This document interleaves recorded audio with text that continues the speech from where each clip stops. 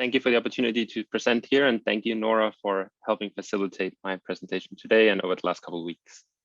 I am pretty excited to be here, and hopefully you can hear me. Today I'll talk about mitigating climate change through the lens of power engineering, and I put a little subtitle on here, which is essentially the case for intelligent electrification, which will be a big part of the future energy system we will live in. Oops. Just a legal disclaimer, I am indeed a co-founder of Packetsized Energy and hold equity in the company. I'm not selling this today. I also want to acknowledge that what I'll be presenting today is relatively high level, and it's the outcome of lots of really amazing discussions, results, papers, and projects that I've had with a number of collaborators at UVM and beyond, and also funding through ARPA-E, Department of Energy, and the National Science Foundation. I'm also thankful for a number of deep and long industry discussions where I've leaned on experience and interest from industry. And some of those folks are in this, have been part of an industrial advisory board that we have built for a number of our projects. Alrighty, so some of the things that really motivate me and my research is really the fact that the green economy that we're looking at in the US is growing. So in terms of annual sales revenue, in terms of jobs supported, the green economy is growing, and it's, in the last couple of months, I think that growth is going to be accelerated. At least that's what we're seeing. But along with the growing economy, the growing green economy, we're also seeing a certain climate challenges. So it's no surprise that 2020 was an extremely challenging year, and we're expecting 2021 to not let us off the hook yet. And we can see, if you go back in 2017, we had events in Puerto Rico. Pakistan set the world heat record in 2018. 2019 was another year of climate disasters, and then came 2020, which we all still remember. California wildfires, Australia wildfires, hottest temperatures measured on Earth in the Death Valley, and enormous hurricanes came by. 2021 global climate forecast came by, and we were told it's going to be slightly less hot than 2020, which is great, except when slightly less hot becomes really cold. And then we have extreme winter causing US blackouts in Texas. And so what was slightly less hot in 2020 became freezing temperatures in 2021. And so the challenges are just coming from different angles and in many different dimensions. And so what we need are solutions to these climate challenges. And if we can find solutions, we know they'll matter. And so one of the key challenges to solving the climate is really about greenhouse gas emissions, or CO2 emissions. And so what we need to do is really mitigate these emissions. And there are a number of ways of doing this. So according to the United Nations, conventional abatement technologies like renewable integrations are going to be needed at scale, so enormous scale. So what we need are terawatts of renewable energy that needs to be integrated into the grid. That is a huge power systems challenge that's making a lot of utilities and transmission operators pretty concerned. And so the way I'm viewing power systems, or at least the research we do in my group, is really through the lens of a climate change mitigation technology. And so one of the reasons for this is that when we look at what mechanisms we have to reduce carbon emissions is really through our energy sector, our transportation sector, and through the way we use energy in buildings. And so you can see the energy sector, transportation sector, and buildings represent significant portions, or a majority of the potential carbon emissions reductions.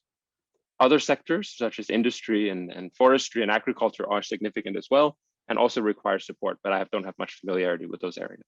Certainly willing to learn. And so what we look at is let's take the renewable we're integrating in, and let's combine that with electrification of the end use. When we do that, and we turn that electrified end use into flexible demand, we can use that flexibility to reduce effects of the duck curve effects that we've seen in California, or the Champlain curve that we see in Vermont, where a significant amount of renewables present operational challenges on the grid itself. In addition, what we know will happen is that today we have roughly 59 or 60 gigawatts of demand response today, and we're expecting that to grow many times over to about 200 gigawatts of flexible demand by 2030. 200 gigawatts of flexible demand, that's 200 nuclear power plants of flexible demand. That means you're going to have to manage millions and millions of devices. To manage millions of devices is hard, but the opportunity to do so is enormous. And so the expected investment is going to be placed on storage, transmission, and distribution, which includes flexible demand, are at the rate of trillions of dollars per year for the next 30 years. So anyone with a mind towards opportunity is steering towards what role technologies like these flexible demand technologies can play in climate change mitigation. And many climate tech startups agree with this position. So this was recently the Energy Impact Partners in New York put together a list of companies that are considered climate tech companies.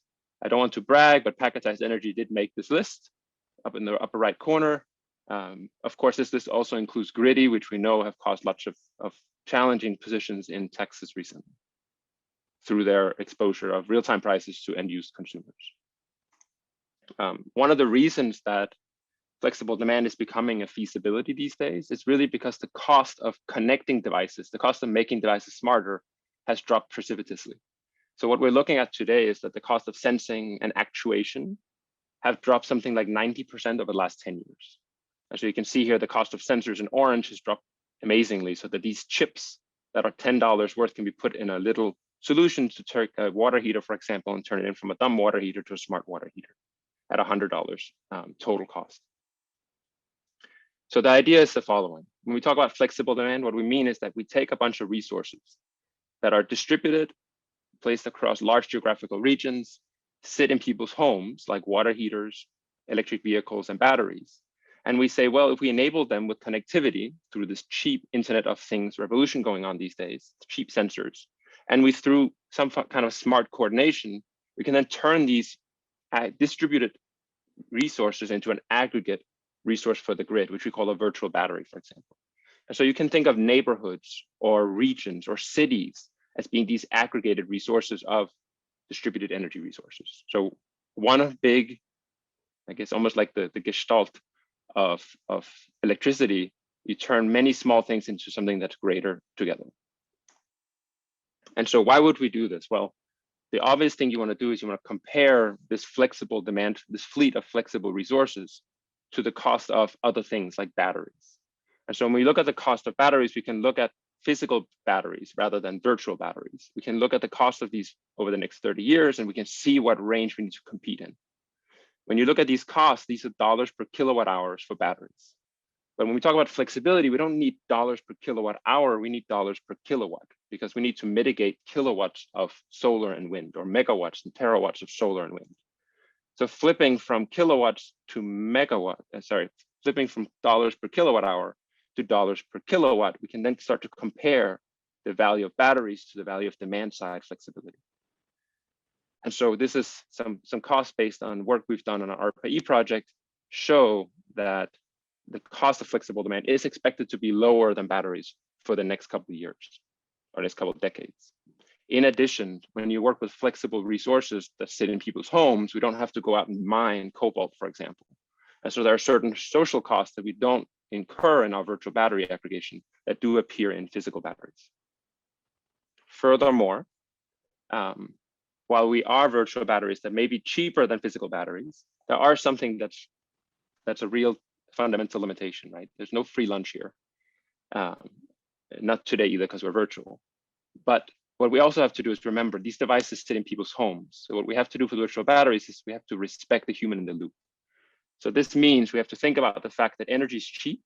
And so when you're a person in Boston or New York or in Vermont and you are being paid $5 a month, we can't expect for $5 a month that a home consumer should expect to be uncomfortable too often.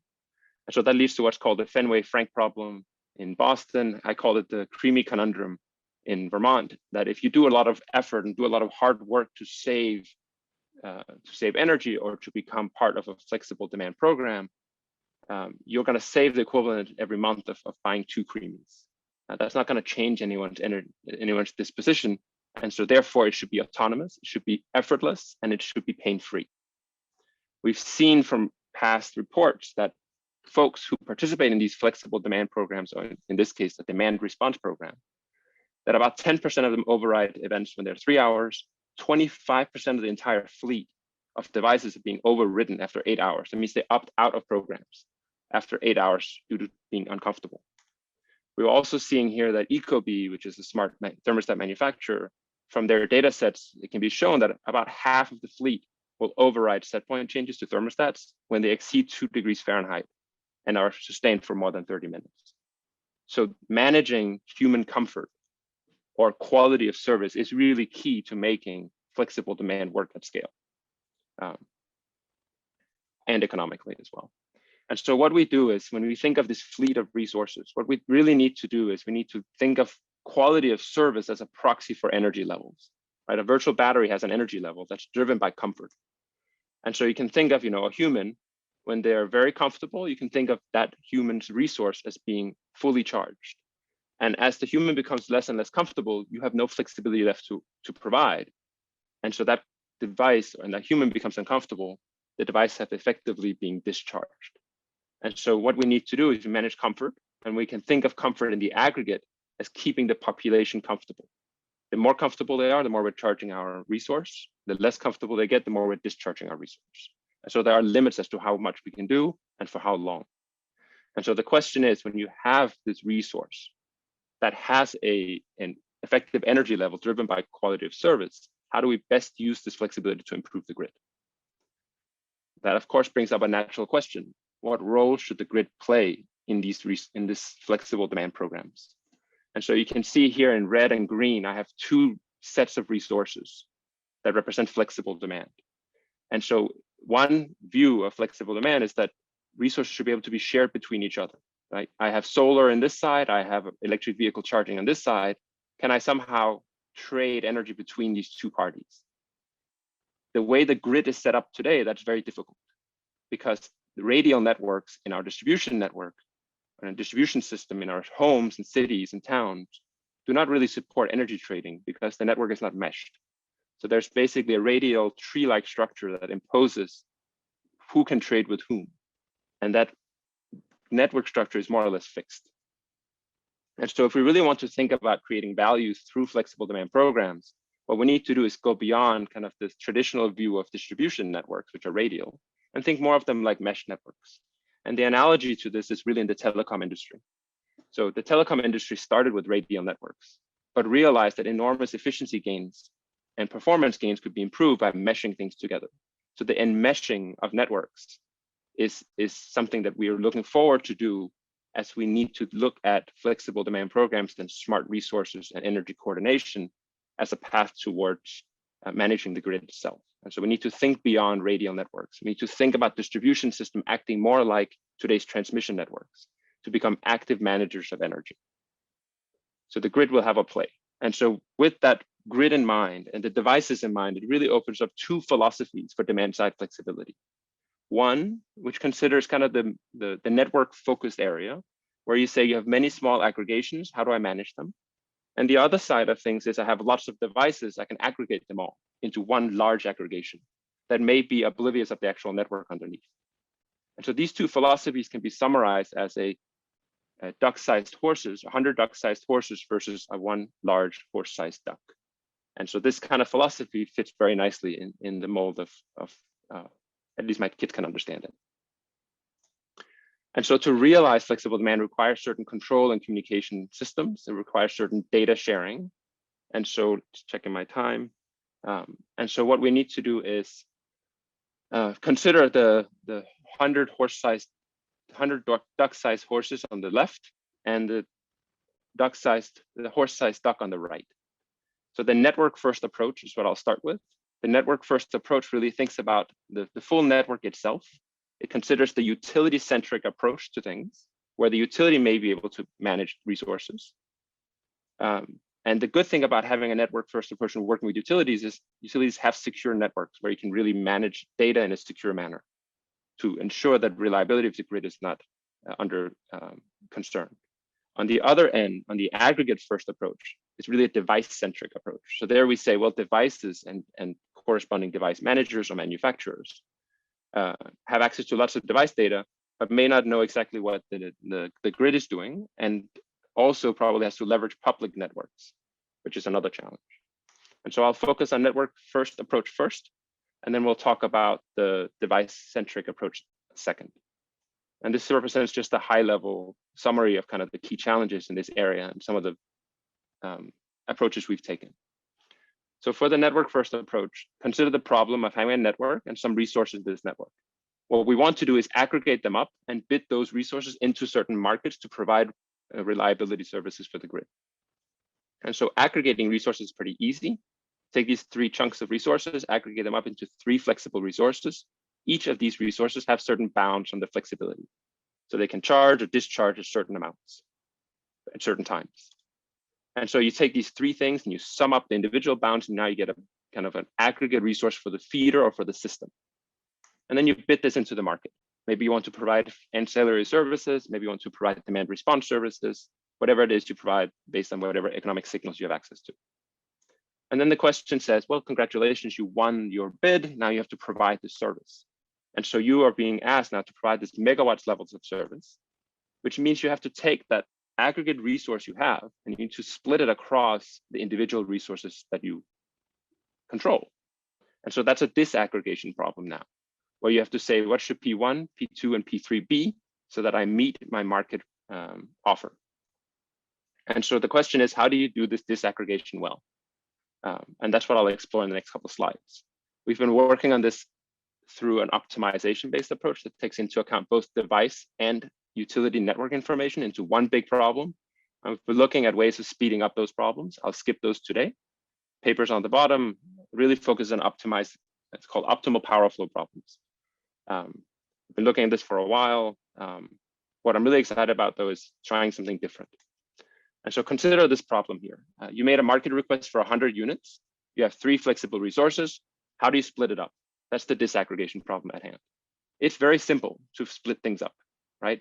How do you split up 100 into 3 pieces? There are many solutions, right? 33, 33, 34, 100, 0, 0, right? This has many solutions, but you have constraints, right? There are constraints on the piece. And so you can add some constraints in there. This is still an easy problem, but you haven't guaranteed any network conditions on this. And so a network operator would say, well, you need to consider the network structure itself and all the physical elements of the network. But the problem is that you have network physics are complicated.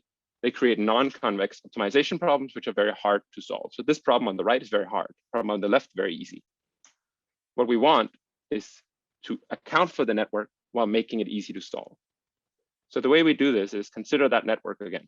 This is a hard problem, it's non-convex. What we want, essentially, is to get rid of this.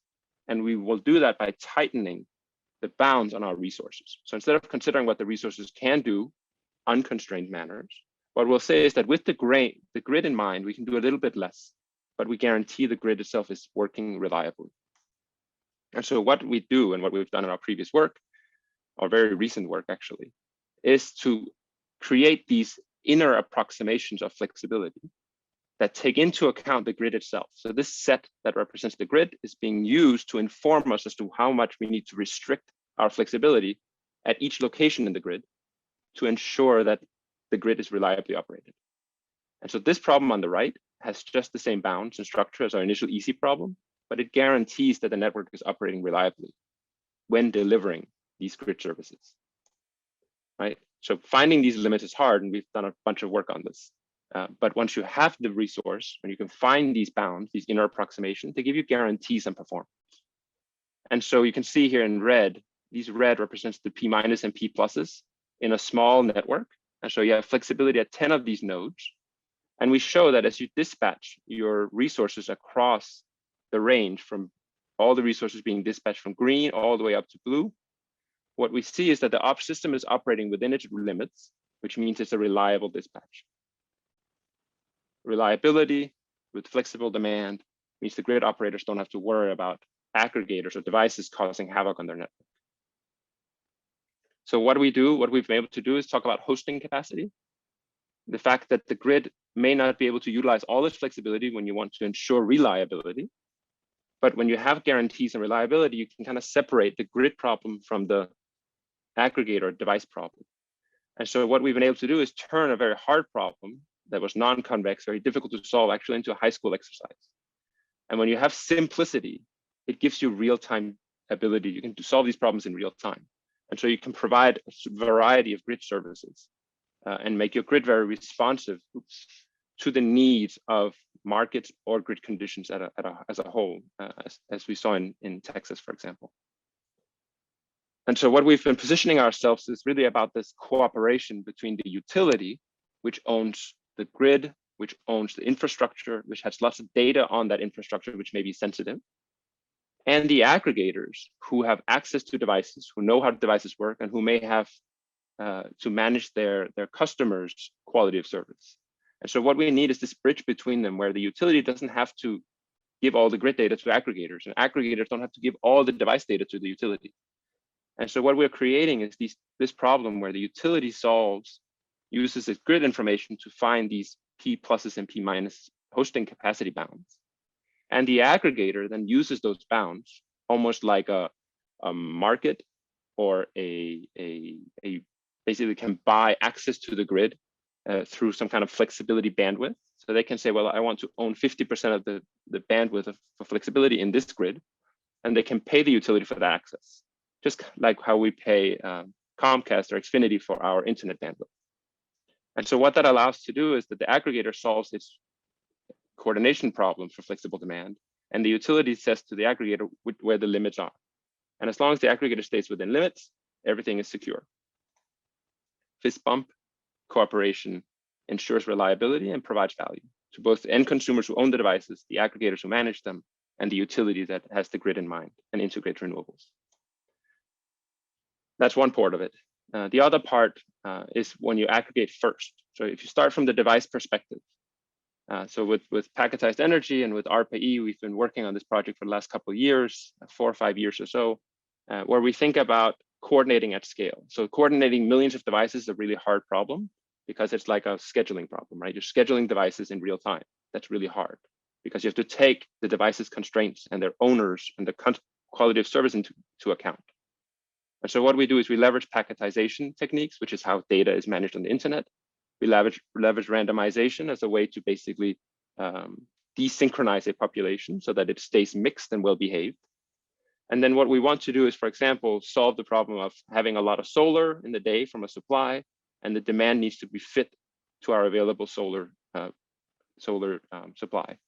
And so what we want to do is basically fit the data within our means so that people can consume their devices, that consume their energy, or the devices can consume energy in a way that's applicable to the supply available. And so if you were to schedule this by hand, you would say, well, put all the red boxes in here. That means you have to literally tell people when they can use energy or not. And so what we need instead is something that's a little more coordinated and autonomous. And so with packetized energy, what happens is you turn kind of this hard scheduling problem in real time into this shaping of demand. And so the virtual battery or the virtual power plant can very much be shaped, can reshape the demand to match the supply. And so we're choreographing essentially the packets in real time as they come in. And so instead of stacking them all in a certain location at a certain time, we're just responding as the system gets updated.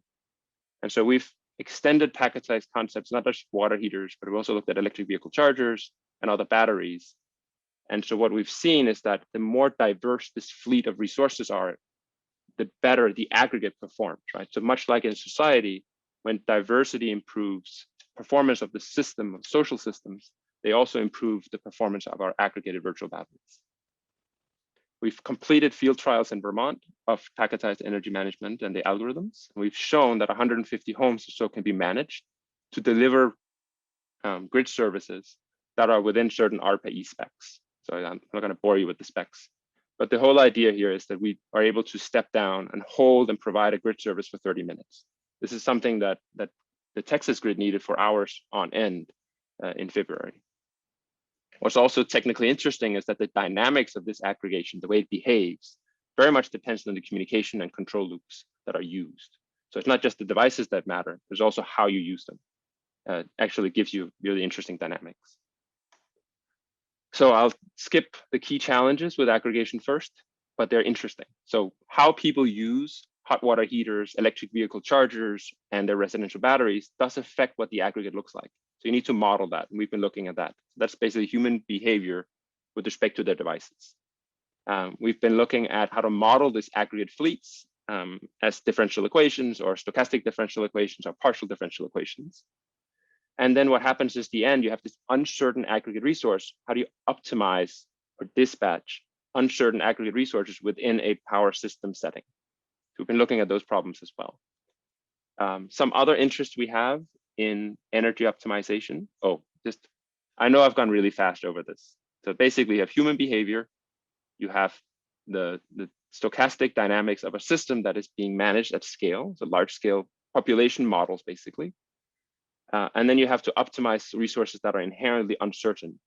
And that requires robust optimization as a key tool in here, or chance constraints or probabilistic methods. I'll skip all of the details and happy to answer any questions on this.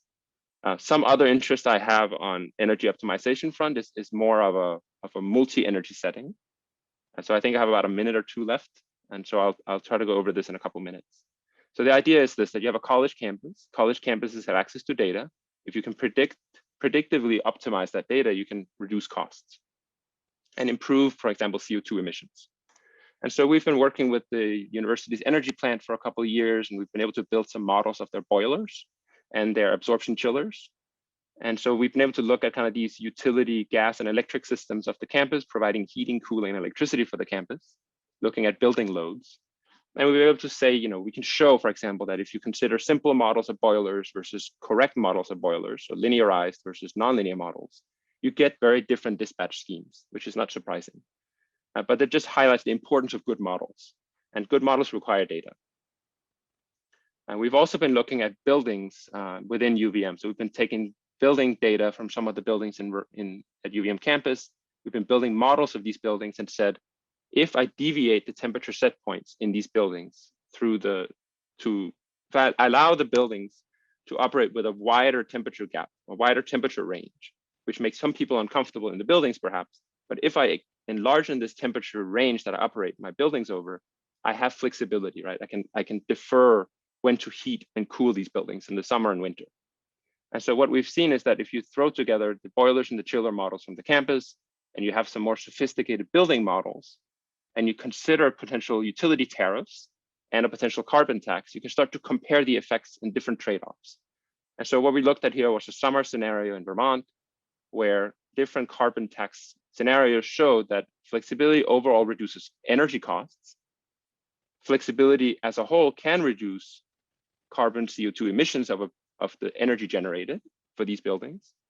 But that when you start to change the carbon tax and you start to change the flexibility, you have to be careful how you value CO2 emissions versus actual energy costs. And so what we see is that under 2 or 3 scenarios for carbon taxes, we actually see that there are certain times when CO2 emissions actually increase under increased flexibility as we try to drive down the actual cost as well. So that the optimal solution actually lies at minimizing energy costs over CO2 emissions, despite the different carbon taxes. So basically, it's complicated. And so we need to be careful about what we do and potentially study it before we do it. The last thing I just want to mention, I apologize for going over, is that I'm also looking at electric vehicle charging, because electric vehicles are very important for the electrification efforts that we're going to undersee and a lot of the challenges on the distribution system. And so electric vehicles will be charging locally at homes. They'll have these transformers, this 3-phase distribution system, and those EVs are all connected under the same distribution level substation transformer. So these are kind of the large facilities you see in certain towns in Vermont. And so the question is, if you don't manage charging, can you keep transformers safe? And so what we see is that uncoordinated charging will wear down transformers. This is similar to some work that Jeff Marshall and Paul Heinz did a couple of years ago with a slightly different twist. And so what we're looking at here is optimization problems can actually inform us about what dynamic pricing schemes should look like. So on the bottom here, you would see essentially a real-time price for charging. And by following that real-time price, you can have the fleet autonomously manage within the temperature constraints of the transformer, which means the transformer is safe and is not being overworked. It's just an example. The other things we looked at were different algorithms have different assumptions and guarantees when it comes to data or privacy, right? How much information do I need from my EV owner before I can make good decisions? How much computing power am I assuming I need to expend? And what kind of performance guarantees can I provide? And so we looked at the different privacy, processing, and performance claims and really trying to rank algorithms in a high dimensional space, which of course you can't directly rank them. So we're comparing algorithms, and each algorithm has their own pros and cons. So my thesis is this: if intelligent electrification works, I think it'll matter a lot. It'll help us reduce greenhouse gas emissions. It'll enable terawatt scale renewable integration, overcome massive power system challenges, and really reframe power systems and engineering as a climate change mitigation technology provider. Thank you for the opportunity to present to the Gunn Institute. I'm happy to answer any questions, and certainly looking forward to the next half an hour or so. That's all. All right, thank you, Mass. I feel like this will make for a really great discussion. I want to remind attendees, please put your questions in the Q&A. And I'm actually going to have one prepared, but maybe I'll hold it because Rigo had just put a really great question in the chat. So I will read it to you. So Rigo asks, if I understand correctly, these devices are connected to the internet. How would you prevent hackers from threatening our energy systems? Is there potential here for there to be a huge security issue? So Rigo is very quick and puts the finger right on a very critical issue, which is cybersecurity. There are numerous people, both good and bad actors, working on those topics. There's really a need for standards, Rigo. There's a lack of standards when it comes to coordination or to smart devices. People using cloud-based methods need to enable certain levels of cybersecurity. So Amazon Web Services, which runs one of the biggest cloud services in the world, have fairly stringent cybersecurity requirements on smart devices connected to it. So that certainly is it's an ongoing issue. We have worked on a number of these on the practical side of cybersecurity, but it's an open issue that standards are needed to really close the gap for. The other ways to avoid it, Rigo, is work with the utility. The question just becomes, should the utility have access to all the data that the devices provide? Should the utility be able to control devices directly? That's another policy issue, I think, that needs to be answered. Great, thank you. Rigo had a little bit of a follow-up too that I think fits well in here. So he says, also you mentioned that we need to improve efficiency at the beginning of your presentation. Is there a way to use these systems to reduce the rebound effect, which ends up allowing people to use their energy savings on other energy uses, canceling out any energy savings that there were? So, and then the example he uses, the USA and Canada and other developed countries already consume and waste enormous amounts of energy, which continues to be supplied by fossil fuels. How can we promote energy conservation and reduction of energy that is wasted through your systems? So I'm not going to claim that my systems are going to cure all problems, but what I do think is important, Rigo, is to think holistically. So this is a very simple example of thinking holistically. So if you look at a university, what we see is you need to consider gas and electric together. So a multi-energy system model can certainly help co-optimize across both networks, which ensures that if you really want to minimize energy, that you can do so effectively. If you're right, the rebound effect you're mentioning, I think you're referring to the fact that as energy efficiency increases, we tend to be more lax about using energy. I think that's what you're referring to when you say, what's it called? When you say rebound effect, right?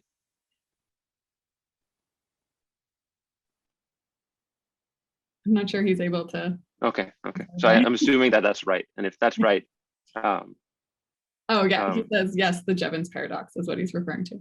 Yeah, yes. And so if you are becoming more, as your system becomes smarter, I think I would rely on this. Our algorithms are meant to manage devices autonomously. And so unlike humans, autonomous systems have a sense of not being subject to this rebound effect. That said, Rigo, if the markets are not evolved accordingly, so if the markets don't make room properly for these flexible demand systems or for battery storage, for example, it may be that the markets are poorly suited for autonomous algorithms that may then just end up implementing or optimizing to the rebound effect. So, I don't want to claim that autonomy cures everything, but autonomy don't carry the Julians Paradox in its back pocket, at least naturally. Great, thank you. we have another question from Brendan Fisher. So Brendan says, great talk, thanks. When forecasting system supply and impacts, the CO2 over costs, is your human behavior modeling based on some assumption of future price sensitivity, or is it based on current price sensitivity data? When forecasting system supply and impacts. Oh, forecasting system supply and impacts. Let me see. Things in the answer section. I got it. When forecasting system supply and impacts is your human behavior model based on some assumption of future price sensitivity. So CO2 costs, I think you're referring to something like this probably. In this case here, Brendan, we did not consider human models for sensitivity. What we assumed was we had to meet the same demand. So in this case here, we're assuming the demand does not change, which is the, where's the actual load here? So the time series data, which represents seasonal profiles, we assume that the actual net demand over the energy demand over time did not change.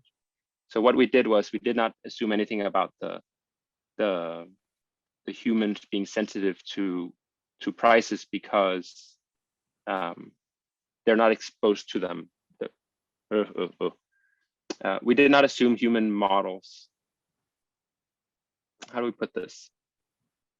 On the, let me just go take one step back here. On this element here, where we are managing end use, we assume that customers essentially subscribe to a flexible demand program at $5 a month, for example. They get paid $5 a month. They will not notice any discomfort. That's kind of the underlying assumption here. They will not notice any discomfort from participating in this program because the algorithms are making sure that they get the energy they need when they need it. So there's no inherent sensitivity per se, because we're not exposing customers to any real-time risks. That would be an interesting question to pursue though, Brendan. If you allow customers to bid in their discomfort as a parameter, that would actually change the flexibility you have. So that could be an interesting price for comfort. Interesting, good point. I know this is multidimensional, but go ahead, Meg. All right, so Bob Herendeen asks, I know this is multidimensional, but is there a rough percentage estimate of peak power requirement and hence fewer wind turbines, solar panels, etc., with the peak reduction approaches here for Vermont or the USA? That's a good question. So it sounds like the question is essentially, if I were to rephrase the question, you're saying if the demand is flexible, how much can I shape peak power? How much can I reduce peak power? I think that's the essential, and that's a great question. I have not looked at those numbers. I can't tell even at a rough level what it would be. Trying to think if I have a figure I can show here. Let me see if any of these secret drawings. No, I don't have a good sense for that question. I guess in the ideal world, Robert, I think the ideal world with enormous amounts of flexible resources.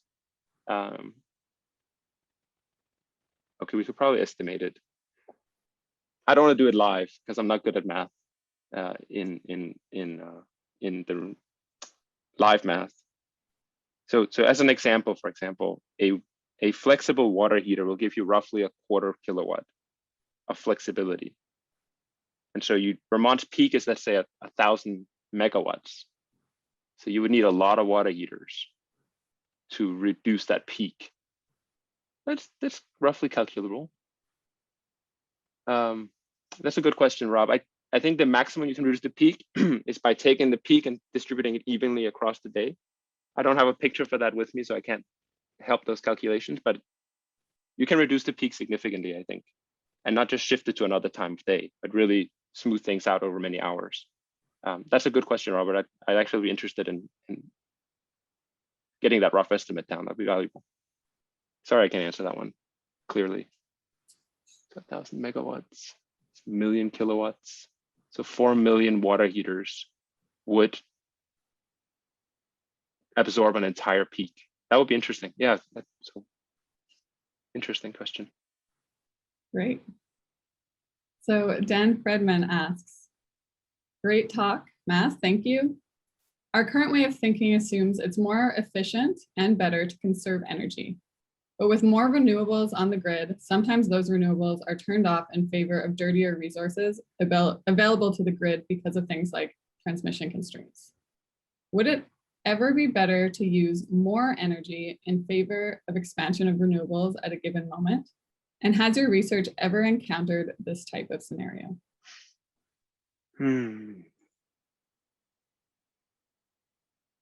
So if you do not price the peak in there, we've certainly seen that.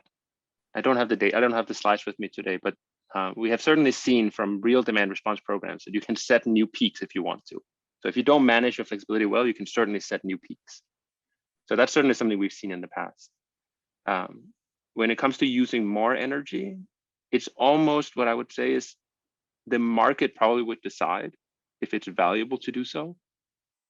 And then I would also argue that electrification efforts, encouraging people to buy electric vehicles will certainly use more electricity.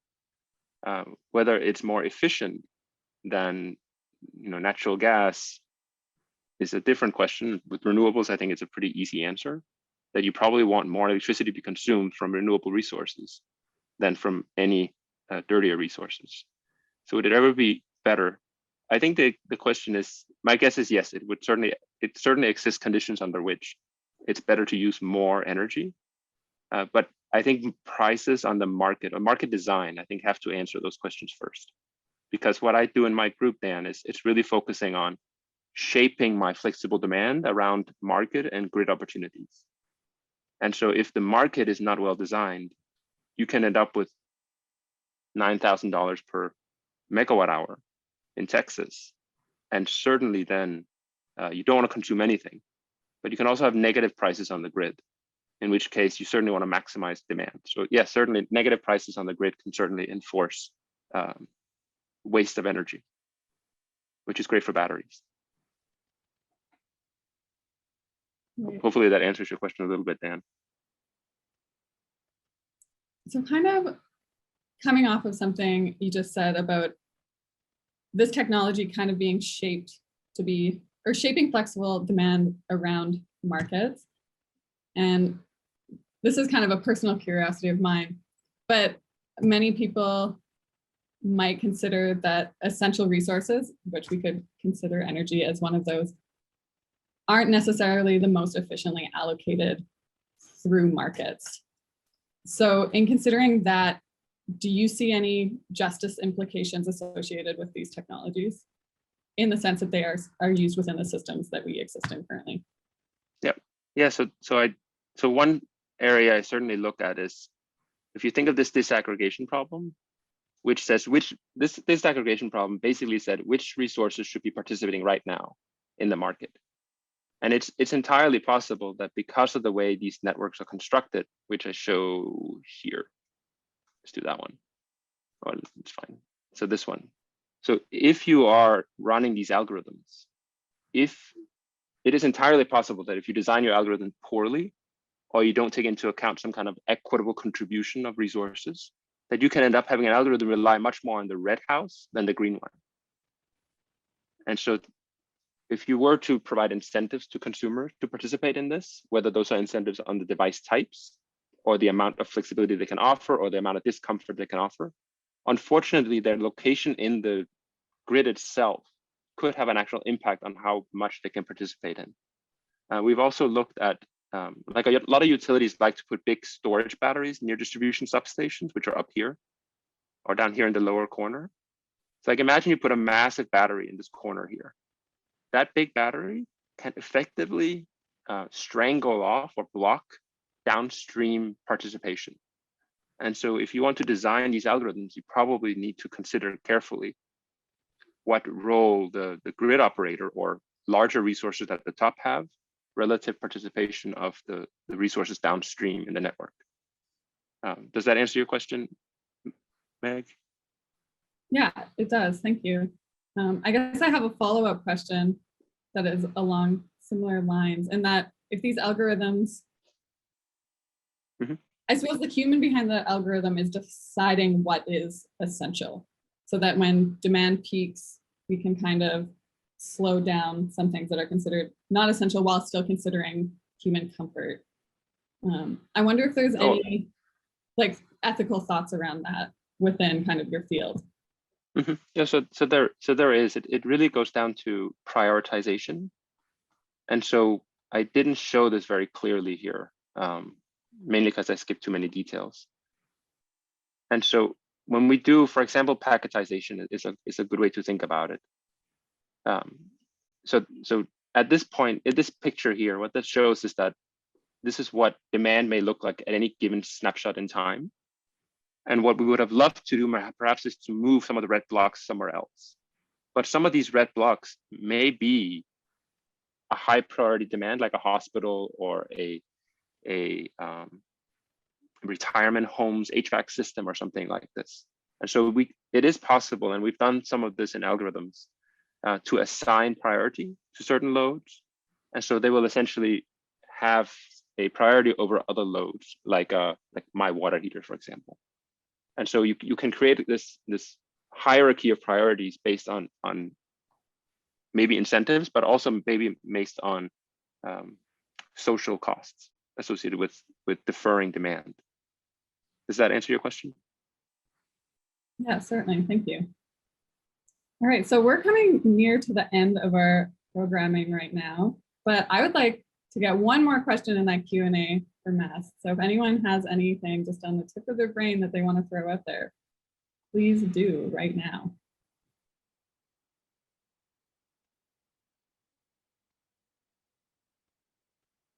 And if you don't, I'm going to keep on asking Mass about justice implications of technology.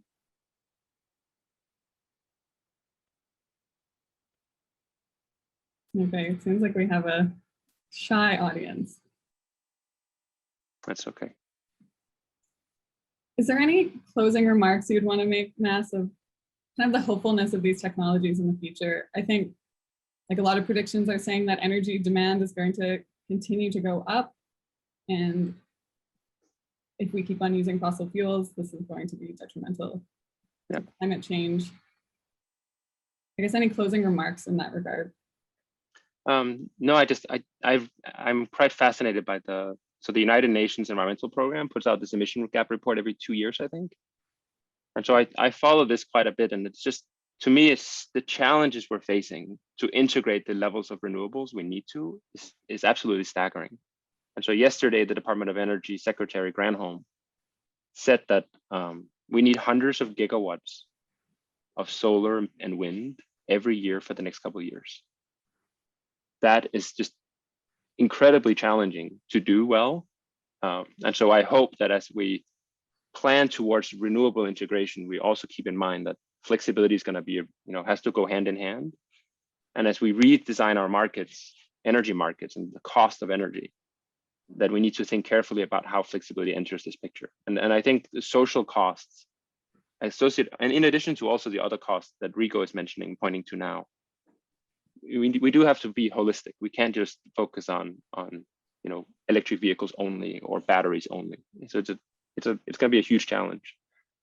Flexible demand is one part of it. It's not the only thing. Certainly, and as you said, with more diversity, it becomes a lot easier to manage these systems. So the more we can get things online, the more efficient these systems will be. If I'm understanding correctly. That's right. Yeah. Every device matters. For sure. Great. And just Rigo's question. So the energy that it costs to maintain these systems, the chips themselves, Rigo, like the chips I showed earlier, those are negligible compared to the devices themselves. And so small improvements in the device's performance will overcome the cost of the chips on the devices, and the cloud computing necessary for these algorithms is basically negligible. So these will be cloud computing. So this is some big server somewhere. And those servers are generally run on renewables, Amazon and Google. And those servers are also being optimized to flatten the load as much as possible to not incur new peaks in computing. So I don't think that the sensor and so would we even need more nuclear to maintain consumption? I missed that part. More.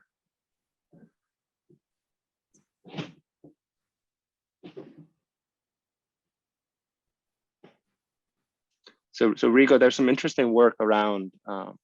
So the National Renewable Energy Laboratory ran a SEAM study, which looked at how to optimize transmission. And so there's some really interesting problems around. They call it the global grid. In the US, you can have a US-wide grid with high voltage DC going back and forth and enabling really efficient data transfer, and also relying on the fact that we have 3 time zones in the US, or in continental US at least. There's also the notion of a global grid where, when the sun shines in China, it could actually supply power in the US. And so those measures are super complicated because it requires transmission, federal and international collaboration. Good luck. Algorithms are easier than that. But it also has the opportunity of providing reliable renewable wind and shaping consumption. I think, Rico, around available renewables is also doable.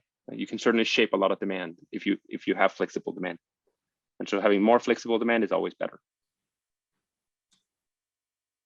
All right, so we have the last thanks from Rigo there. If only we could all meet for lunch or beers after this and continue the conversation. Happy to. So that kind of rounds out our time. On behalf of the Gun Institute, I want to say thank you to you, Nas, and everyone who joined us online here today. And we will have this video and a podcast of today's talk available as soon as next week. Okay, thank you for having me, Mike. And a last reminder that actually we were just talking about beers and lunch. There is a gun social right after today's talk. So we hope to see you all there. And please join us again next Friday for our next gun exchange with Easton White from the University of New Hampshire, whose talk is titled Seafood and Fisheries During a Global Pandemic. And this will be on March 19th. So hope to see you all there and hope to see you in the gun social right now. Bye-bye. Thank you, everyone. Take care.